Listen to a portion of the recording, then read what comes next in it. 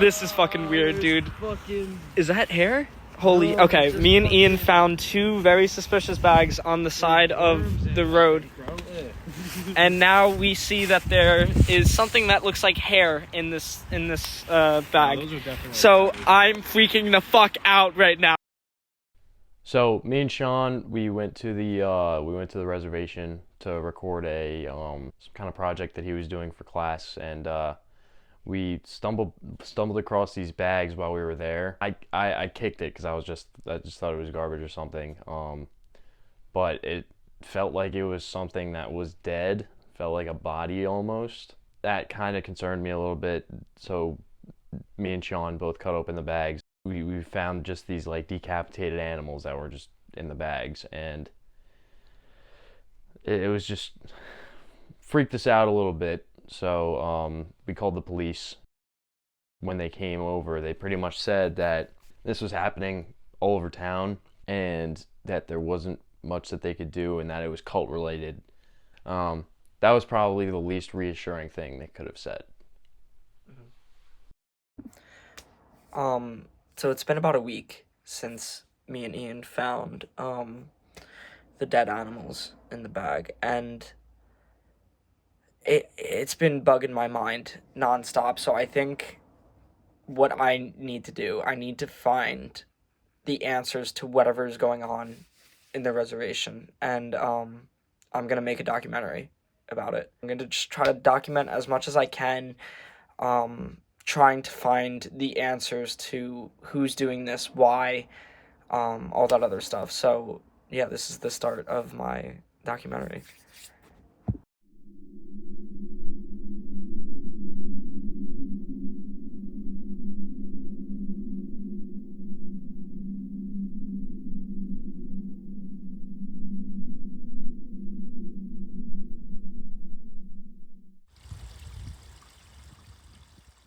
After Sean went missing, Mom, it really just took a toll on her. She didn't know what to do with herself. Like, there were days where she wouldn't even get out of bed. She was just so devastated. Yeah, it was definitely hard for all of us. I'd say the entire family dynamic changed after that. No one really knew what to do with themselves, and we all just kept like wondering why. The Watchung Reservation has always been filled with great history. Settlers have roamed the reservation dating back to the 1700s. Okay. So Peter Wilcox and David Felt founded this small village in 1718, and then it eventually became deserted in 1912. There's actually no documented reason as to why the deserted village went deserted, but there's speculation that it's due to cult activity. Seen any cult activity here? Have I seen cult activity here? Of course I have. It's becoming a real problem in this area. What have you seen? Okay, all right. Well, I guess there is one thing where I was running a reservation tour, and we came across one of the abandoned houses, and I had to tell everybody to turn back around. And as I did further research, I looked into the window and I saw a group of people surrounding a man with a devil mask.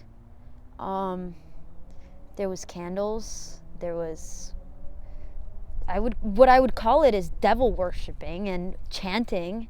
Not that I'm familiar with any of that, but that's what I would assume. So that's probably the scariest thing I've seen so far. What about dead or headless animals? Have you ever come across anything like that? Headless animals? Yeah, I have. Chickens, goats, dogs, cats, everything you could think of. I've seen it. It's really sad. Okay, I have been doing research like nonstop. I'm kind of getting obsessed with this, and it's because I keep finding things like this where it's like all these different articles of stuff like this that is happening in the Watchung Reservation. Like, this literally took place in Springfield, which is like part of the Watchung Reservation. I'm freaking out. This is all coming to life. This is insane.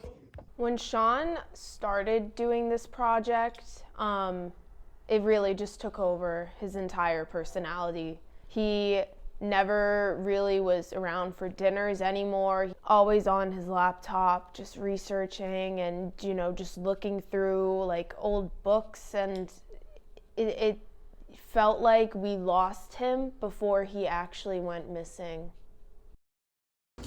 So, one of the things I kept finding on my research was about the deserted village. I don't know what it is, but like everything just seems to be connected to this place. So I wanted to come down and check it out because too many things were correlating with this place. So I had to come check it out. There's just houses that are just left here and everything. I'll keep you updated. This house in particular has really just been, I don't know, I just feel like there's eyes on me, and I'm like gonna try to go back into that area. I think I kind of see a piece of wood that's back there that kind of has like some kind of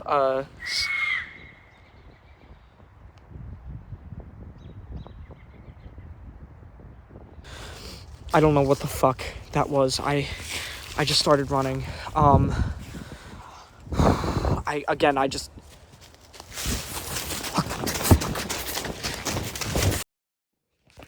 All right, I just got back from the reservation. Something was chasing me. I don't know what it was. There's definitely something there, some type of cult, and I don't know what to do. Who are you talking to down there? Dad, I'm trying to record something. What? I'm trying to record something. Yeah, but who are you talking to? I'm doing like a documentary. Were you up in that reservation? No, what? I want to talk to you. Come up here, please. Okay. What? I told you not to go up there. You don't want to fool around with that stuff. I'm literally just making like a little documentary because of the thing that me and Ian found. The animal bones? Yes, I was just... Do you know why they're up there? I told you, don't get involved with those people. I'm not getting involved. I'm just trying to figure out what's happening up there. It's real shit. You're on your own then. If they come and get you, I'm not involved. All right. Seriously, Sean, it's something you don't want to get messed up in. Okay, all right. It's really not that big of a deal. One thing about Sean, he was always ambitious to find answers to weird questions, and this was certainly no exception. He really just dived straight into this one, and he just didn't stop. So Sean became obsessed with this in a way. I could just tell that it was starting to become like an unhealthy kind of obsession, and it was just consuming him. I never got to see him anymore. He stopped reaching out to anybody, and it was... I needed to take a break from the things that he was doing because he was just so involved with this that I just needed to take a break and step away from him. This is my dad's garage that I'm in, and I'm out here because he has these books and everything about black magic and like witchcraft. He was always just very interested in this stuff, so I'm gonna try to use it as like inspo, I guess. It's funny to go back to these books because I always used to like read them growing up because they would kind of scare me, but it was like to the point that I was like interested in it and everything. This one especially, I was always very interested in the Encyclopedia of Black Magic. Kind of weird, but this is just like the stuff that I grew up on. Our dad was always just a really smart guy, and when we saw him reading these books, it didn't really flag any concerns because we just thought he wanted to get educated and he was interested in it. The same way, you could be interested in music or movies. He just had a weird found interest for black magic, and It was never something we worried about. thought was not innocent ever. Yeah, it was always so innocent, and he made it seem like it was just a fun little Hobby. hobby of his. Okay, I can't really go into how I got into contact with this person just to protect them, but I was able to get in contact with someone who used to be in a cult residing outside of the Watchung Reservation. I don't know if it's the same one or not, but I mean, it's all kind of adding up. He just emailed me, finally got back in touch with me. I was asking about people's names and whatnot. I won't show the email just again to protect him. But it says, "Hi again, Sean. I wish I had more information for you regarding people's names. Unfortunately, we all had to go by code names. They said it could be something as simple as their initial to their favorite animal. However, to protect myself, I won't be giving you my code name, but I can give you the nickname of our leader. He always went by MV. I don't know if this is any good for you on your search, but I hope it helps. Please be safe doing this. These are dangerous people." Right. Growing up, I was always an outcast by everyone. I know it had something to do with the way I dressed, at most times. I was always very attracted to dark clothing, and I think that scared people for some reason. Being that I never had a solid circle of people in my life, joining something like Paimon became something that seemed like the only choice for me. I was just very vulnerable, and when one of my only friends, Jenna, had become a part of this, all she could talk about was how accepting everyone was. And honestly, that was something I really needed in my life, no matter how intense the consequences were. Well, as far as joining, they made it more of a celebration more than anything. And then slowly over time, you start to learn the dark secrets of what goes on behind the scenes. There isn't a money aspect to this, but they will regularly check your phones and torture you about secrecy until they believe that you can be trusted. And then once you are trusted, you are then invited to the secret rituals they have. During these rituals, we gathered animals that were either lost or killed on the road. Then we use their blood to paint our symbol, which is the start of the ritual. We then do multiple prayers and dances in the name of Paimon, our leader. After Sean went missing, I realized that everything that he was looking into and talking about was true. It made me realize that I made a huge mistake cutting him off and everything and taking a break, because I should have been there to help him. I feel like it's my responsibility in a way. I got back in touch with the ex-cult member of Payman, and he told me that there's a meeting tonight. So I'm gonna go check it out, I think. I know that this probably isn't right to say, but whatever took him, I think is still out there.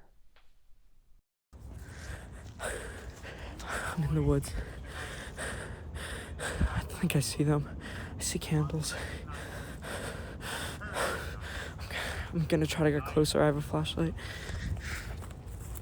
Come gather and celebrate. Evil of Satan is here with us now. I call out all the witches. Who is that?